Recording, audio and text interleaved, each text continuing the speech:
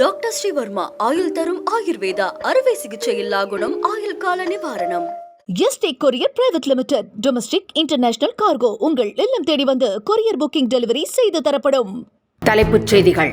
India உள்ளிட்ட நாடுகளுக்கு 500% வரி விதிப்பு. அமெரிக்க நாடாளுமன்றம் மசோதா நிறைவேற்றியதால் அதிர்ச்சி. வீட்டில் லுங்கி அணிந்து கேஷுவல் உடையில் ஓரணியில் தமிழ்நாடு பரப்புரையை மானிட்டர் செய்த முதலமைச்சர் மு.க. ஸ்டாலின். சமூக வலைதளங்களில் பரவும் வீடியோ. இம்முறையும் திமுக தனி பெரும்பான்மையுடன் ஆட்சியை பிடிக்கும். மார்க்சிஸ்ட் மாநில செயலாளர் சண்முகம் உறுதி. மக்களை திசை திருப்பும் விளம்பரங்களை வெளியிட பதஞ்சலி நிறுவனத்திற்கு தடை. டெல்லி உயர்நீதிமன்றம் அதிரடி. மணப்புரம் அஜித்குமார் லாக்அப் மரணம் தொடர்பான மருத்துவ அறிக்கை. 50 வெளிப்புற காயங்கள் இருந்ததாக அதிர்ச்சி தகவல். இனி விரிவான செய்திகள். இந்தியா உள்ளிட்ட நாடுகளுக்கு 500% வரி விதிக்கும் மசோதா அமெரிக்க நாடாளுமன்றத்தில் நிறைவேற்றப்பட்டது. அமெரிக்க அதிபராக 2வது முறை ட்ரம்ப் பொறுப்பேற்றவுடன் அதிரடி நடவடிக்கைகளை எடுத்து வருகிறார். குறிப்பாக இந்தியா உள்ளிட்ட நாடுகளுக்கு வரி விதிப்பை அவர் அதிகரித்திருக்கிறார். இந்நிலையில் ரஷ்யாவிடம் இருந்து கச்சா எண்ணெய் வாங்கும் இந்தியா உள்ளிட்ட நாடுகளுக்கு 500% வரி விதிக்கும் மசோதா அமெரிக்க நாடாளுமன்றத்தில் நிறைவேற்றப்பட்டுள்ளது. ட்ரம்பின் இந்த நடவடிக்கை உலக நாடுகளை அதிர்ச்சியில் ஆழ்த்தியிருக்கிறது. முதலமைச்சரும் திமுக தலைவருமான மு.க. ஸ்டாலின் வீட்டில் லுங்கி அணிந்து கேஷுவல் உடையில் கட்சி பணியை மானிட்டர் செய்யும் வீடியோ சமூக வலைதளங்களில் வைரலாகி வருகிறது. நீங்க எத்தனை வீடு போயிருக்கீங்க மொத்தத்துல?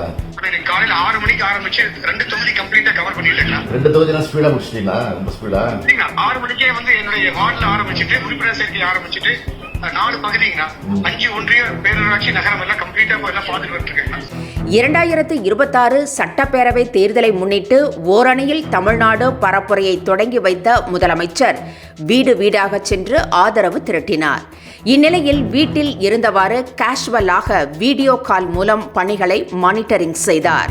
அப்போது பேசிய முதலமைச்சர் திமுக ஆட்சி எப்படி இருக்கிறது என்று கருத்துக்களை கேட்டறிந்தார். அதிமுகவுடன் விஜய் கூட்டணி வைத்தால் 2026 தேர்தல் களம் சவாலாக மாறிவிடும் என மார்க்சிஸ்ட் மாநில செயலாளர் சண்முகம் தெரிவித்திருக்கிறார்.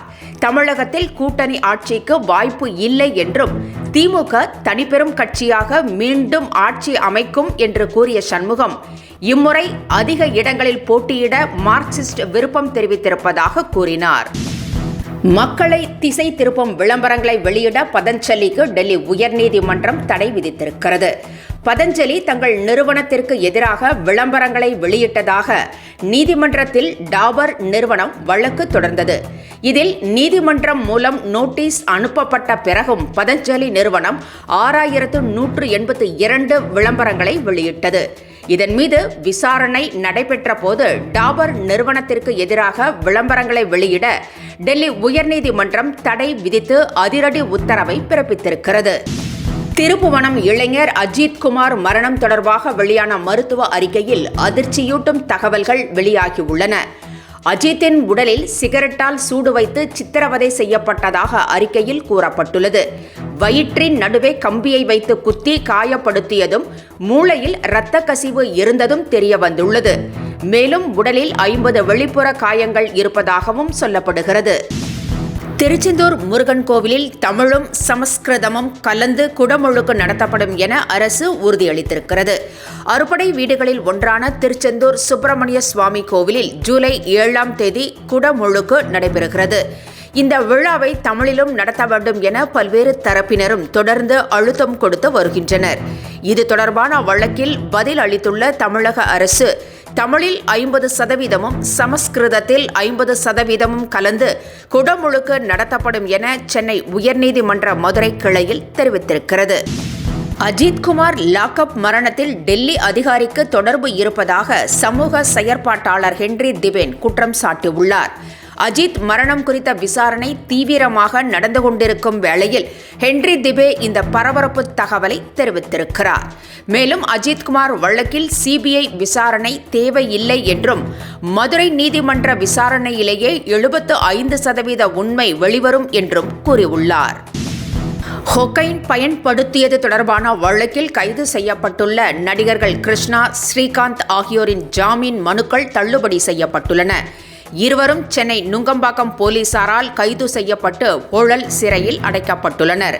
தற்போது நீதிமன்ற காவலில் உள்ள அவர்கள் தாக்கல் செய்திருந்த ஜாமீன் மனுக்கள் நிராகரிக்கப்பட்டுள்ளது. சசிகுமார் நடித்த டூரிஸ்ட் ஃபேமிலி திரைப்படத்தின் அமோக வெற்றியை தொடர்ந்து அவர் நடித்த ஃப்ரீடம் படத்தின் ட்ரெய்லர் வெளியாகியுள்ளது. இந்த படத்தில் விஜோமோல் ஜோஸ் கதாநாயகியாக நடித்திருக்கிறார். கழுகு படத்தை இயக்கிய சத்யசிவா இப்படத்தை இயக்கியுள்ளார். இந்த படத்தின் ட்ரெய்லரை படக்குழு வெளியிட்டுள்ளது.